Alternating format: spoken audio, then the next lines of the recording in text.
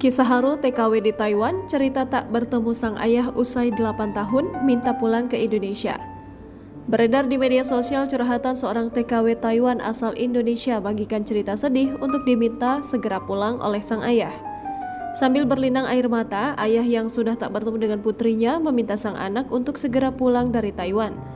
Sontak tangisan sang ayah yang sudah tak mampu lagi menahan rindu pada putrinya itu langsung viral di media sosial.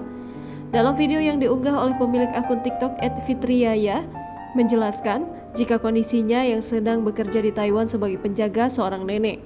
Selama bekerja di luar negeri, ia sudah 8 tahun tak bertemu dengan keluarga termasuk orang tua, anak dan suaminya. Ia bekerja ke Taiwan memperbaiki kondisi keluarganya di kampung.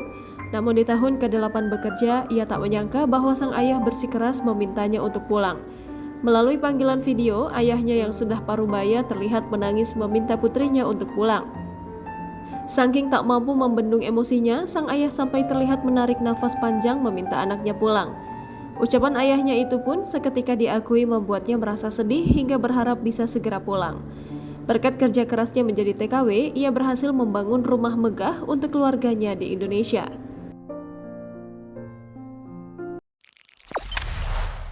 Jangan lupa subscribe, share, komen, dan like ya.